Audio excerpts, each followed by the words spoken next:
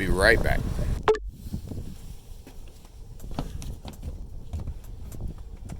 Okay, so let's see what we got here.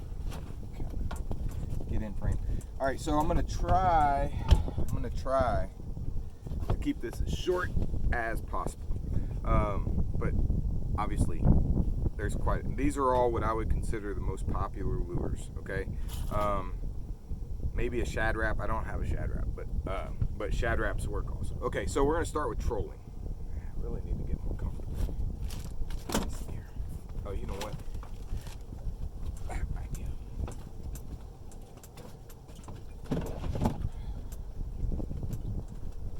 All right. Maybe this one. Okay. Now I'm comfortable. Now I can talk to you. All right, we're gonna start with trolling. So the idea and the concept of trolling, and it's probably the easiest way to catch white bass for the newcomer, and especially if you don't have electronics, you're on a kayak without electronics, you're gonna get a workout. Or you're on a small boat, small motor, no electronics. Trolling is the way to go. Okay. Our boats we can troll up to 6 rods. Most people are going to troll maybe 3 or 4. If you're very careful, you can troll. Okay. Our predominant setup is a jet diver lure and a pet spoon. Okay. Now there's other varieties that we're going to get into of things. We actually even make some spoons that we use, but currently right now they're hitting pet spoons the best. So let's go first into the jet divers. A rock.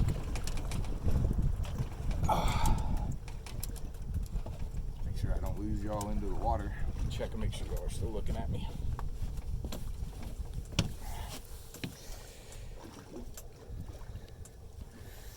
Okay. So we'll go into the trolling lures first. We'll start with the jet divers. Jet divers come in multiple depth range. As you can see on the outline of the package, the bigger the bill gets, the deeper they're going to go. Now, they do have adjustments, so you can kind of adjust the depth that it runs, and some of them will even have multiple hookups here, so you can adjust the tug of the lure on it. But these guys, what they do when they're operating correctly is they tow behind the boat and they tow the lure down. Okay, the fish are not hitting this, right? That's not what the design is. The design is that you're going to have a lure behind it, just like I showed you earlier, and the fish are going to hit that lure. Now, behind it, it really doesn't matter. Like something flashy, something light. That's kind of the generally light, right? You almost always have to have some sort of swivel on this side to deal with line spin. You don't want to get too terribly big. So like predominantly, trying to think, this is I think this is a 3. This is a 13, and this is a 12. Okay, and this is a 12. So predominantly we use 12s. Okay, which is the smaller one. The 13s work too, but nothing bigger than a 13 with these lures typically. Like it's too much drag on the lure, and you don't get in the depth of the lure that you want to be. Predominant colors are gold or silver. Now these have feathers. If I'm going to have a feather, almost always it's going to be yellow. Okay, but if it doesn't really matter. Like you see here, we have tied on one without a feather, and it catches fish just as well. All the lures that we make for trolling don't have feathers either. Okay. The downfall to pet spoons, and there's only one downfall, is that this rivet and hook connection is a weak point, and eventually you're gonna have your hook come out. Now you can buy rivets and re-rivet them together, because these things are like $6 a piece. So, you know, if you're running, you know, a lot a year like we do, you know, maybe you don't want to burn through 15 or 20 or 100 of them. Sometimes the fish like bigger, so we developed these are generally just too heavy, right? And they affect the drive of the diver. These guys are going to come right back by me again with a huge weight in rockets. Okay, so anyway, so we developed a really light, larger lure. You get lots of spin out of this, so you have to have really good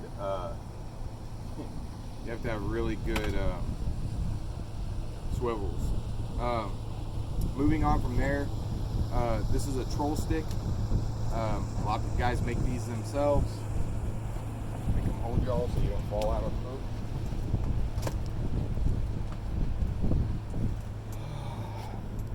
It's awesome.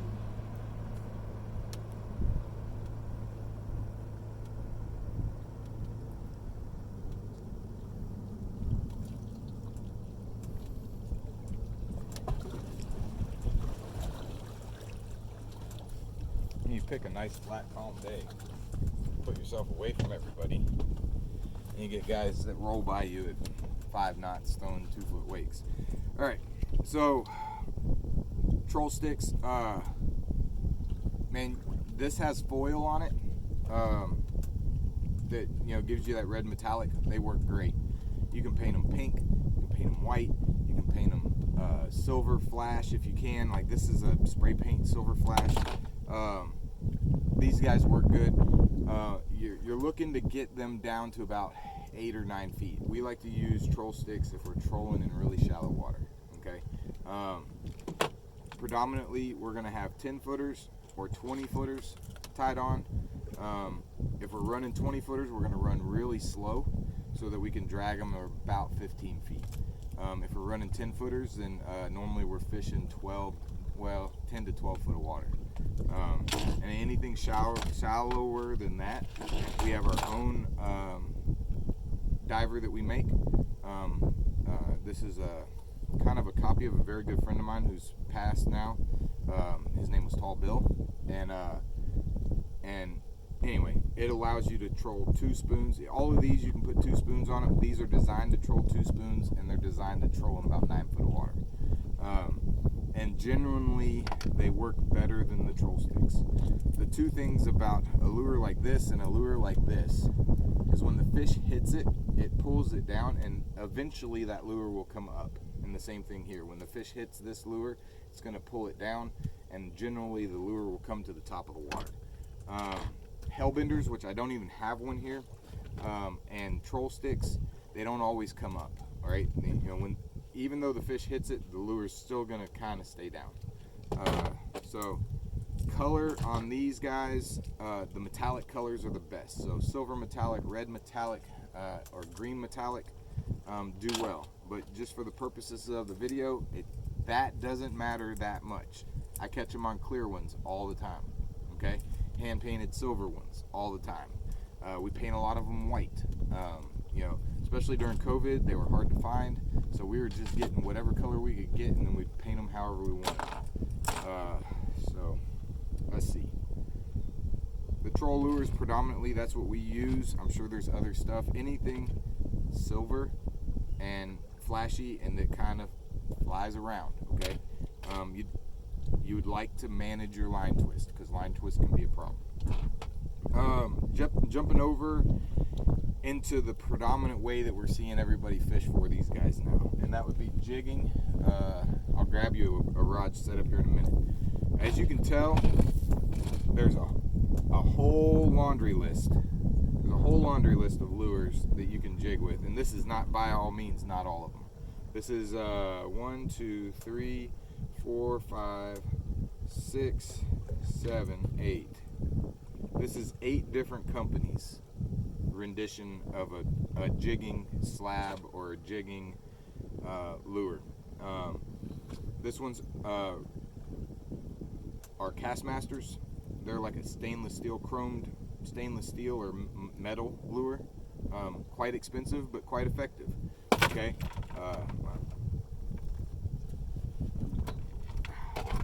You have these are bomber slabs. I think this is the 3/4 ounce. Don't be afraid to throw a bomber in a lighter ounce, like a smaller lure, like maybe a 1/2 ounce or a 3/8 ounce even, especially when the fish are finicky. All three of these are 3/4 ounce bombers, and you'll notice it's pearl white, chartreuse, and silver, and that's gonna be the predominant colors. We don't fish hardly any other colors. Occasionally a little bit of blue. I believe these are duck tracker slabs. I've never actually bought one. These are lures that we've actually caught. They work fine too, and a lot of people use them. I don't know the brand name of this one. This is another one that we caught, but it looks like a commercial style lure, not a homemade lure. There was a guy that used to make these years and years and years ago here on the lake, and I think that Duck Tracker Slabs has one very similar to this. I don't remember the name of this one either. These can be very effective, especially on fish that are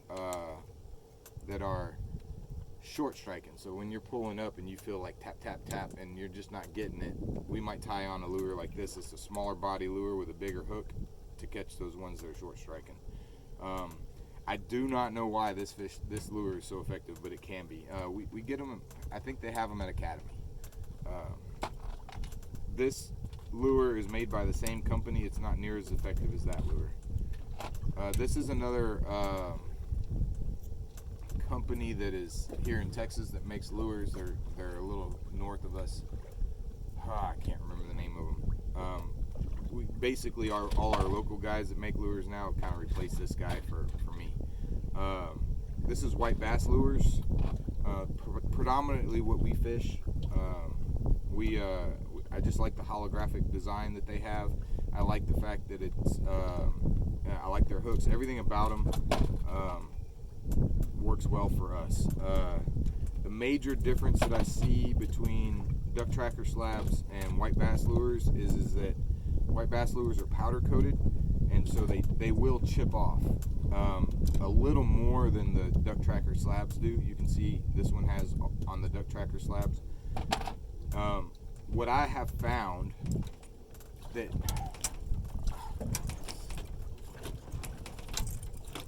makes me nervous with that camera sitting on the edge of the boat like that.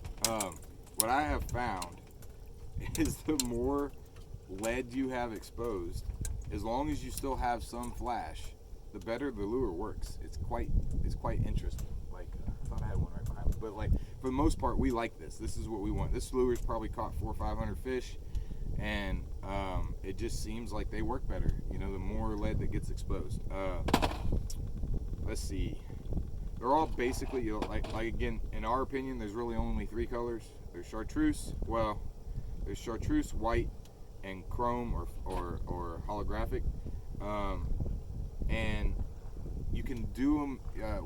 I like to use glow when I'm early morning fishing or when I'm late evening fishing. Okay, and we use glow chartreuse and glow white. So moving on from the slabs, you have your teasers or your jigs. Okay, the heavier jigs, like something like this, you could tie on all by its lonesome, and you can catch fish. Okay, a lot of times what we do is we use them as a teaser, and what we'll do is we'll have a jig. This is a bomber slab. We'll have a jig tied off down here, and a teaser, anywhere between a foot and 18 inches above it. Okay, and this won't be just tied directly to the line. It'll be tied in a Y. So you'll have like a little short length of line in your lure, and then you'll have a length of line that comes down to this lure, so they can swing independently.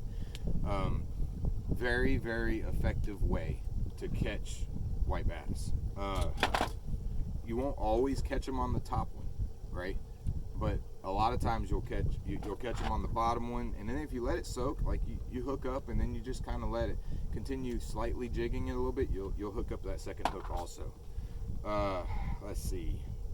Again, white chartreuse. These I tie myself. I like natural fibers, so it's natural bucktail chartreuse and white, and then there's just a little bit of crystal flash synthetic fibers in there. We use a red floss and then an epoxy on on the thing just to make them durable, because they'll catch hundreds of fish. You can do the same thing, just instead of being a jig, it can be just a bucktail treble hook, and same way, right? You just tie it in that Y harness. If you've ever seen a spec rig, you can buy them commercially. It comes 2 lures and they're kind of tied in a Y harness. Okay, this is an actual spec rig without the. I don't use the plastic part of the spec rig. If it comes with it, I just take it off. But a lot of times we'll buy spec rigs, or we used to buy spec rigs, and you just clip one of the spec rigs off, and then you tie your slab on there, and then you tie the other one on another Y harness and with another slab, and you get 2 sets of lures out of one spec rig. Again, White Bass Lures, they'll sell jigs in pairs, just like that. Occasionally, this is kind of a poor representation, but these little guys, I think they call them thumpers. What do they call them? They're like crappie jigs, made by Strike King. You can put these on just a regular jig head and treat it, even without the bucktail, right? And treat it the same way that you tie your jig head with your little thumper on there, or soft plastic, and then your slab jig below it. You'll be fine. Okay, so moving on, we've covered trolling, we've covered slabs, we've covered teasers or jigs, and trolling terminal tackle. If you're gonna cast for them, well, let me cover this too. So if you want to fly fish for them, a flash crease minnow is the only way to go. Typically, I would say that's more river fishing or up north fishing on our lake whenever the spawn is.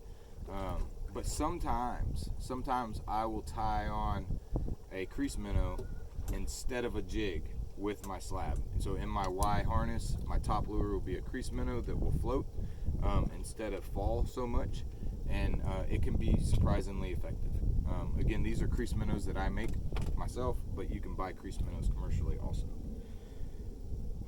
If you're going to cast for them, in my opinion, you can cast pretty much any of these slabs.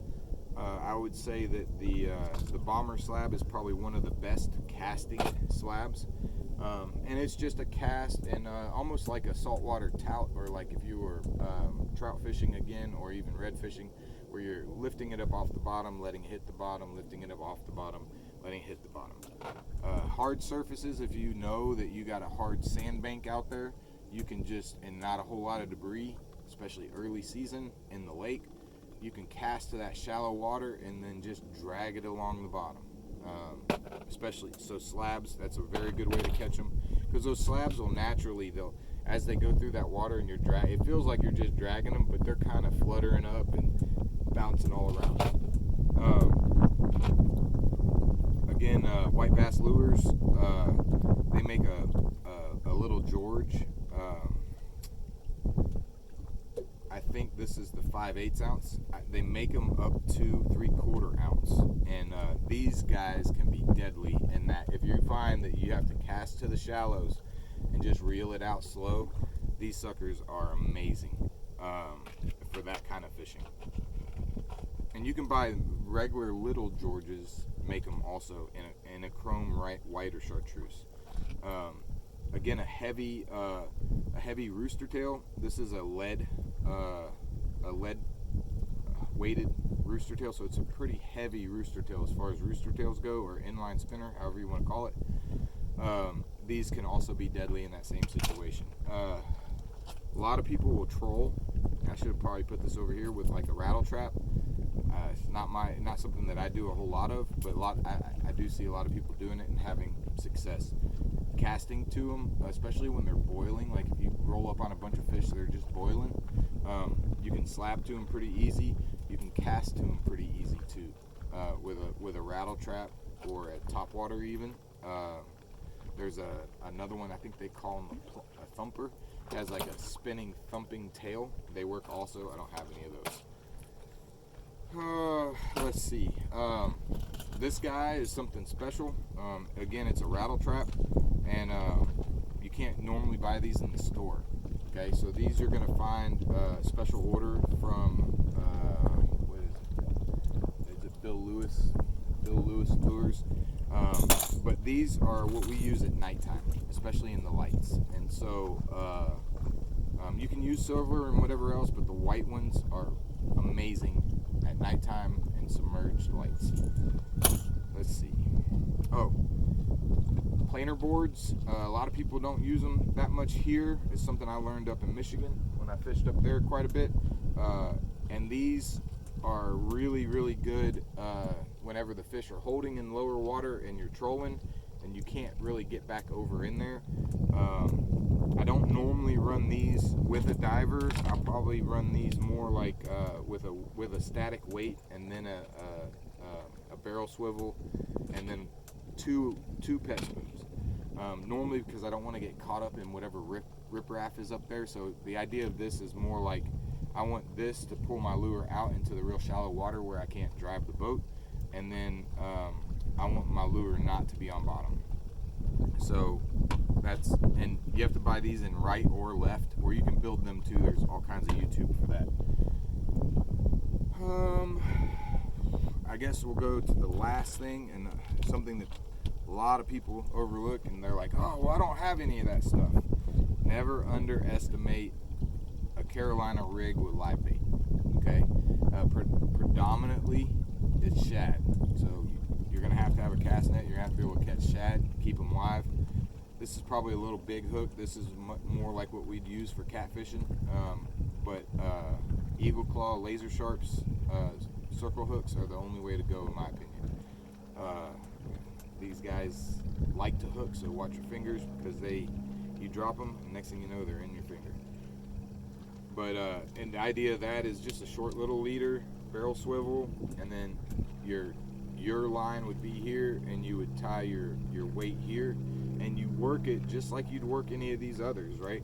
So you'd work it up and you let that weight hit the bottom, and then that bait would just kind of flutter around, and you work it like that, right?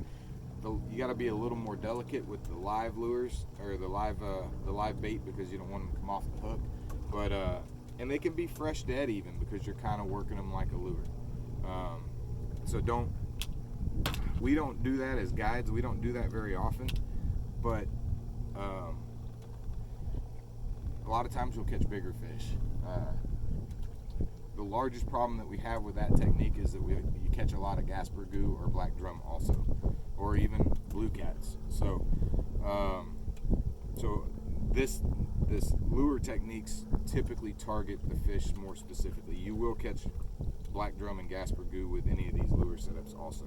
I believe that pretty well covers. Now there's a whole laundry list of other lures that you could do. This is just kind of predominantly what we look at, right? Most of the time you'll see that we are using chartreuse, white, or flash, and I use flash almost every day. Like most of my lures that I use will have flash on at least one side. I can't think of anything else. I can't really think of anything else. That's all we got. If you got any more questions, ask.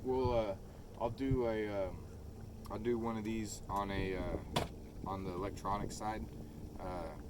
Just talking about, I still have a 12-inch Humminbird, and we run 9-inch Garmin's, or 10-inch Garmin's, whatever they are. And so I'll try to run both of those, and I'll show you the pluses and the minuses and the reasons for why one might be better than the other. Like I said, leave your questions, comments, or whatever else in the description below or in the comments.